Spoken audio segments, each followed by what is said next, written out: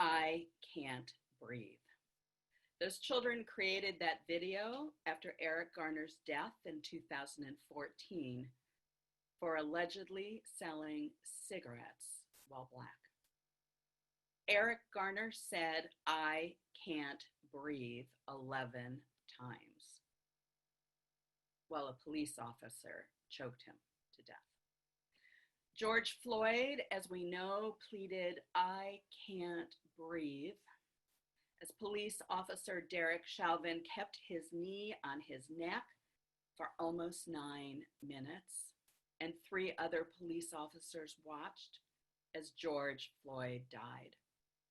The police literally took the breath of life from George Floyd, stole his life from him because he used a $20 counterfeit bill.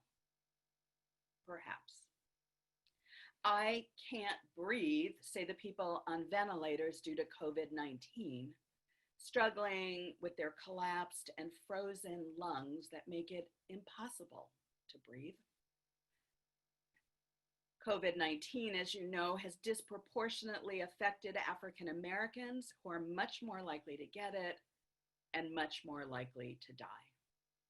Counties with Black majorities account for 60% of the cases of COVID in the US and nearly 60% of the deaths. I can't breathe, say Black and brown communities ravaged by the economic impact of the virus and the systemic racism that has left communities of color more than 3 times more likely to be poor than white communities. Almost half of African Americans in a recent poll have said that they have lost their jobs or had their pay cut because of the pandemic. Most essential workers, particularly essential service workers, are people of color. In the words of a 31-year-old Black social worker this week in Time magazine, it's either COVID killing us, the cops killing us, or the economy killing us. Every corner that Black people turn, we can't breathe. I can't breathe, say the ancestors of Black people in America, crammed into the holds of slave ships, raped and beaten by their masters, having their children stolen from them. I can't breathe, said almost every Black and brown person in America this week, who have their own stories of being stopped by police because they were driving too nice a car, walking in too nice a neighborhood. Like an artist I met last Saturday named Gail, who told us the story of being on vacation with her husband, being surrounded by 9 police cars because they believed they were in too good a neighborhood, in too nice a vacation spot. She called her mother on her cell phone and said, "Mom, I'm going to leave this running because I may be killed." And then she broke down and cried as she told us this story. My friends, how can our Black siblings breathe when it is not safe to go jogging while Black, to listen to loud music while Black, to drive while Black, to ask a fellow citizen to leash their dog in Central Park while Black, to wear a hoodie? I can't breathe, writes my long-term friend and colleague, Monique Howard.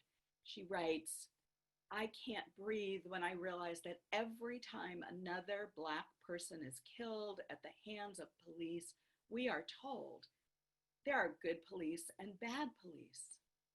Civilian criminals are diverse in their crimes, yet the bad police are not." She asks, can't the bad police find another crime to commit instead of killing Black people? I can't breathe, said the protesters in Lafayette Park this week when the Attorney General ordered them tear gassed and shot with rubber bullets so the president could cross to a church for an uninvited photo op. I can't breathe, say protesters across the United States as police shoot tear gas and pepper spray into crowds. At least one young person has died in Columbus, Ohio, because of the tear gas causing her asthma to flare. My friends, perhaps by this point, you're finding it hard to breathe. And frankly, that's my point. For weeks now, probably the last 13, I have been trying to help you find comfort in this time of the pandemic. And today I am asking you, especially the majority of you who are white, to be uncomfortable. I want to ask ourselves, how is it that every Black person we know has a story that they've never told you, their white friends, about fearing for their life just because they are Black? I want us individually and as a church community to ask ourselves, why haven't we done more? Why didn't you approve a Black Lives Matter flag outside of your church 5 years ago? Why are so few of you involved in our racial justice work? And why hasn't it gone deeper and farther? Why did it take George Floyd and not the murders of all those other police of Black people, for white people, white-led businesses, white military leaders to say enough? I asked my colleague and friend, the Reverend Carol Sissel from our UU Church of State College, what she, as a Black UU minister, wanted you, as a predominantly white congregation, to hear. She and I had conversations throughout the week as a white minister and as a Black minister in our denomination, struggling to build bridges and to hear. She sent me this tape we're going to show you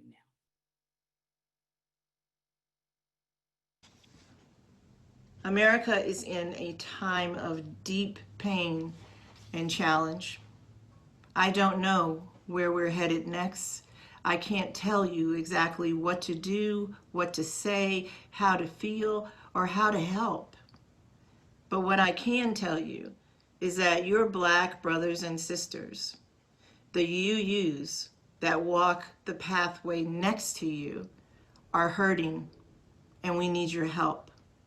We need your understanding. We need your compassion.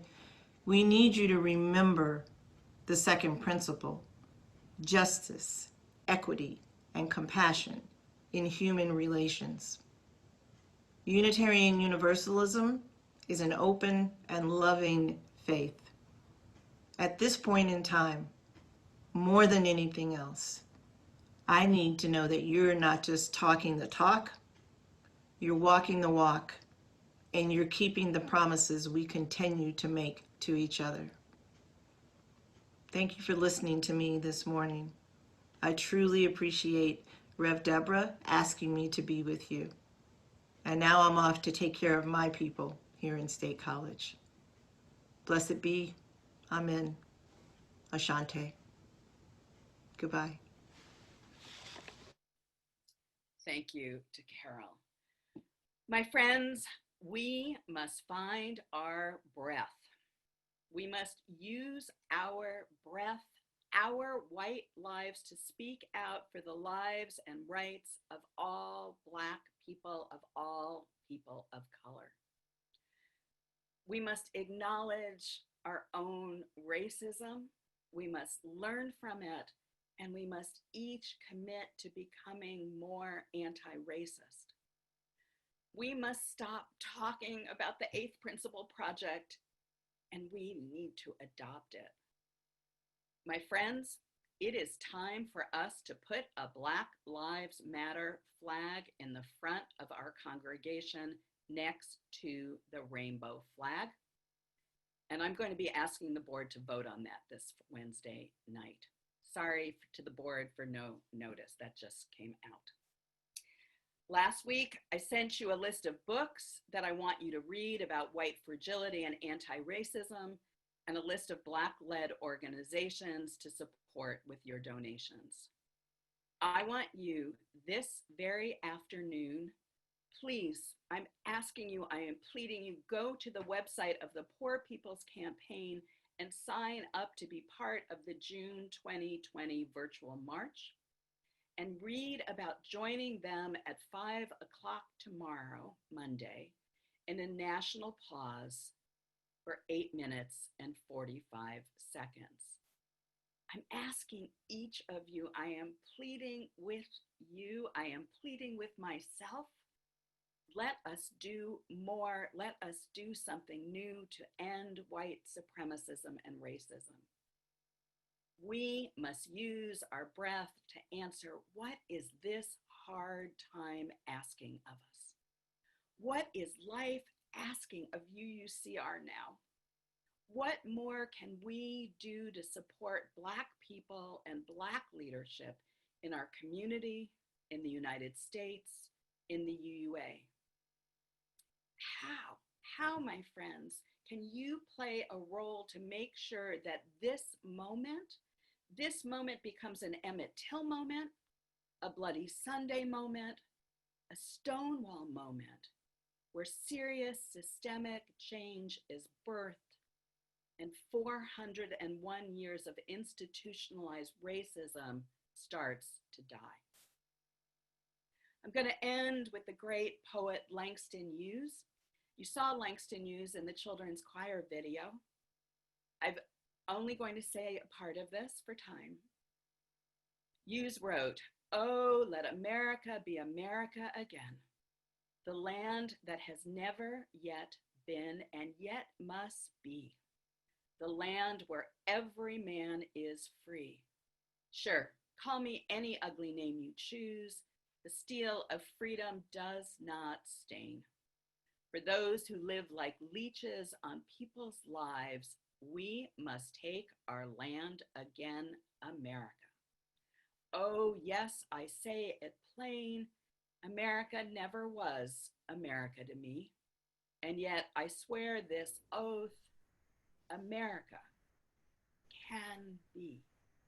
We, the people, must redeem the land, the mines, the plants, the rivers, the mountains, the endless plain, all make the stretch of these great green states. Let us make America, America again." So may it be.